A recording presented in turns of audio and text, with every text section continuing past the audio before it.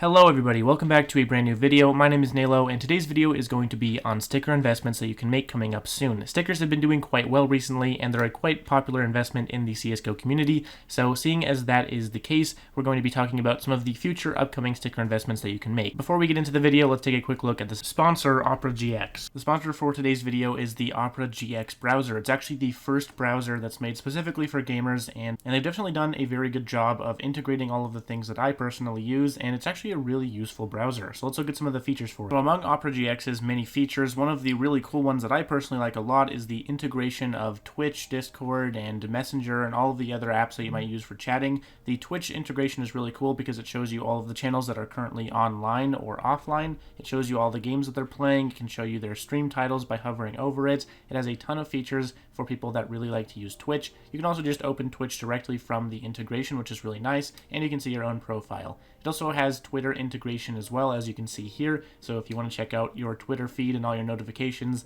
in just one click, you can do that from any time at any point in your browsing experience. You can also go to Discord, which is super nice. If you get a notification at some point and need to check it out, you can just click on Discord, one click again, and you're right there. Super nice and very convenient. The integrations also have full functionality, so as you can see with Discord, for example, I can do whatever I need to do. I can go to any server, any DM, I can look at all of the stuff that I need to look at. Operatix also allows you to use a cleaner and some other software to basically make your PC run a lot faster and make sure that you're not lagging in games. If your browser is taking up too much space, you can also just clean up any of the cached images or files. Anything that might slow down your PC, you can clean it in just one click. You also have, of course, this control here, which is one of its main selling points, and that allows you to do a lot of things. It allows you to limit the CPU and RAM usage of the browser. It allows you to basically kill all of the really high value tabs that are taking up a ton of space on your computer and are making your computer lag a little bit more, so that's a really nice feature as well. There's also an extensions library where you can download ad blockers, VPNs, anything you might need to add on to the browser that you would regularly have for a browsing experience, so that's also there. It also has a capture feature, which is really cool, basically allowing you to use the snipping tool inside of your browser, which can basically capture anything that you need to see on screen. It's also really easy to customize the browser. You can do different themes and different wallpapers, so you can customize pretty much every aspect of the display of the browser, which is really cool. You also have the integration of Razer Chroma, so if you do have the Chroma from Razer, you can do some backlighting on the browser, which is really cool as well. And as you can see, I was using the green one because green's my favorite color, but you can import wallpapers that you might want, and you can change the animations of tiles as well. There's a lot of different options for that. So if you're really into customization, the browser is great for you. Super easy to customize and looks really nice. And you don't just have to use a default wallpaper, you can import any wallpaper you might want and change the theme to fit it. I've actually been interested in Operatix for a really long time, so it's really cool that I was able to get sponsored and be able to show it off to you guys as well. So if you guys want to go ahead and download it and get all these amazing features in your browser integrated, then go ahead and use the download link in the description below.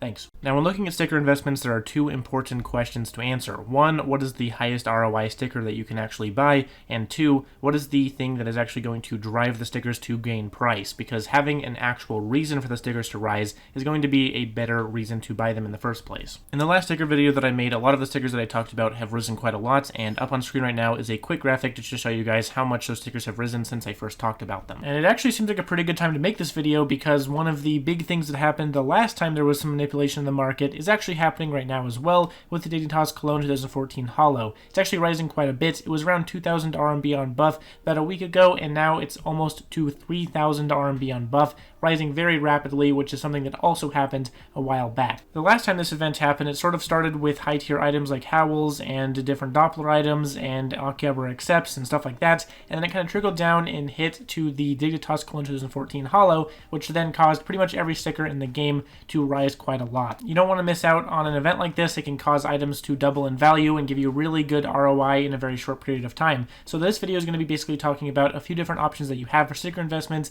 and what makes them actually good. Starting off, we have Dreamhack 2014. This is another one that I focused on quite a lot in the previous sticker investing video, but this is just a really good one to go into right now for a lot of reasons. Starting off, Dreamhack 2014, of course, is a very old tournament. It's one of the very first tournaments that ever occurred in CSGO, which means the items are just getting rarer by the day. Now, there's only one capsule for Dreamhack 2014, and that is a very expensive capsule. It's almost to 100 USD on the Steam market right now, and it has a wide variety of holos and foils in it, but really ideally you're going for the Cloud9 holo, which is the best possible holo in terms of price at least. Following closely behind that is the Team Dignitas holo from Dreamhack 2014, but ideally you wouldn't go for this because there is of course the Cologne 2014 Dignitas holo, and there is the KETO 14 Dignitas holo, which in terms of the community, they tend to like those ones a lot more than the Dreamhack one, and that one kind of just tends to rise because it's a popular team and an old sticker. So when it comes to Dreamhack 2014, the Cloud9 holo will be the one that attains the highest price and is going to have the most hype behind it, and the other stickers are still going to be good, but not as good as the Cloud9 holo. If you do want to invest in this though, I would recommend probably going for the NIP holo. While it is cheap, it is probably going to give the cheapest entry point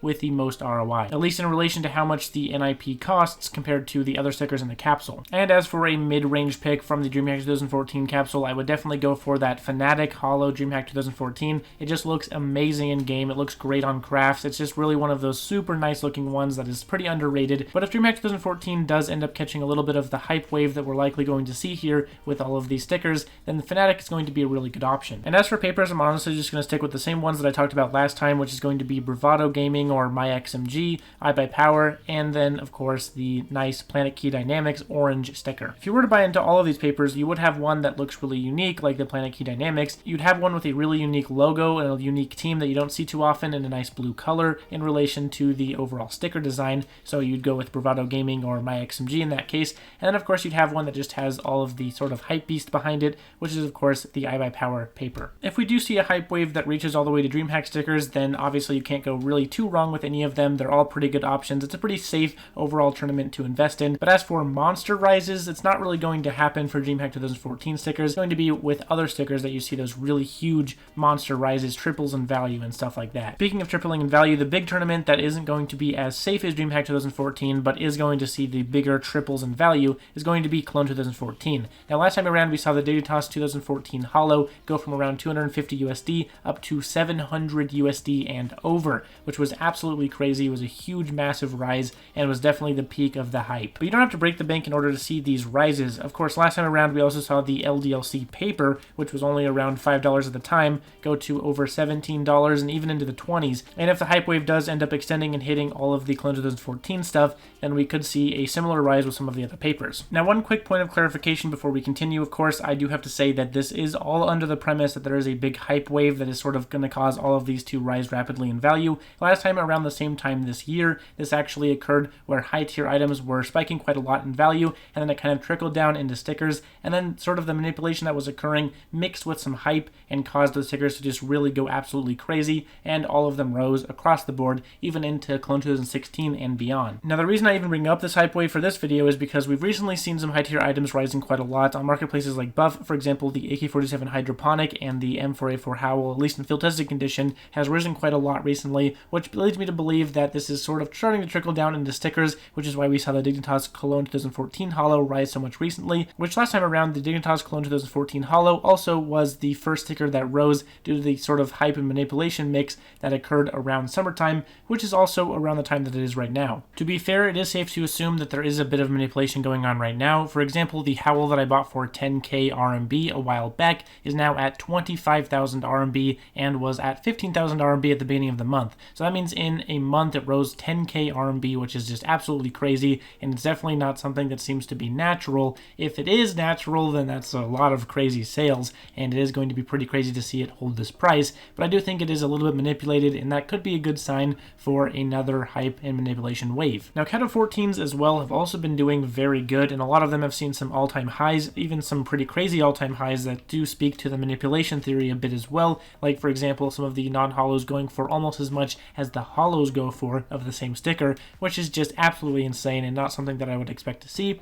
But I do think that I want to look into KETO 14 a bit more in the future, maybe a few days from now in another video, because right now it does seem a little bit weird and there's not really a lot of good explanation for a lot of the sales, so I do probably want to look into that in the future, and any comment that I make on it right now probably isn't going to be super informed for what's going on with them. So we'll see what happens, but if you are looking to get into some KETO 14 investments, that is still going to be a good option. Obviously, long term, they're still going to be very good. It is going to be a long-term hold regardless whenever you buy in. If you do buy in for the hype, it's probably going to be around the peak, as it does seem like we're nearing the peak right now. But if you are willing to hold on to them for a while, they're going to do good in the future, of course, as they are very desirable and arguably the best sticker ever released. and also super rare. But if you're not looking to spend hundreds if not thousands of dollars on some stickers, then there is going to be cheaper options that you can still buy into a potential hype wave pretty easily with. For example, the Dignitas Clone 2016 stickers are going to be a lot cheaper. The holos go for around $30 right now, and those ones will likely see similar rises, at least a bit of the rise that we do see on the Clone 2014 variants. And the final thing I want to talk about is KETO 15. Now, out of all of these stickers, KETO 15 is probably the one that we've seen with the most logical and steady rise recently. For example, the Flipside holos have risen quite a bit as well. On buff, they went from around 1400 RMB about a week ago up to 1600 RMB that they're currently at. And it's not just Flipside tactics, other KETO 15 holos like the Keyed Stars holo has also gone up around a couple hundred RMB over the past week, and this is likely to be seen as well in the future because this is a pretty logical, steady rise, unlike some of the other rises we've been seeing. In terms of KETO 15s, I would stay away from the foils and the papers, but I would go for those holos. Those holos are very desirable for pretty much any team that you choose. There really isn't one that you can go wrong with. They all look pretty good in their own right. Even the really low tier ones like TSM and Penta still look really good on the right craft. Now, as we near the end of the video, I want to talk about a quick summary. Basically, the last time this happened, around the same time last year, there was a lot of hype and manipulation going around in the high tier market. This kind of spread over to stickers, which all rose quite a crazy amount. Specifically, stickers rose like crazy, and it was something that we don't really see at any other point. And now there's a lot of evidence to show that the same thing could be happening pretty soon here as well, as a lot of high tiers have been rising, which was a catalyst for the last time this happens. And there's a lot of stickers that have also risen to show the theory does hold some weight, like the Clone 14 Dignitas holo, which did rise quite a lot recently. I give you guys some good stickers to look at, like KETO 14, Cologne 14, Dreamhack 2014, and KETO 15, which are going to be the main ones to look out for. But if you don't want to break the bank, there's also some options from Clone 2016 that you can probably also latch onto some of this big hype wave if it does end up happening. Anyway, that's going to be it for this video. Thanks for watching it. Thanks for watching the advertisement at the beginning. Be sure to check out OperaGX and the pinned comment or in the description below. Also, be sure to check out my Discord server and my Twitter if you want some more recent updates on all of this stuff that's happening. And be sure to subscribe to the channel for the latest and greatest investment tips anywhere else on YouTube in terms of CSGO. And of course, like the video if you enjoyed it. Thanks for watching, guys. See y'all next time. Peace.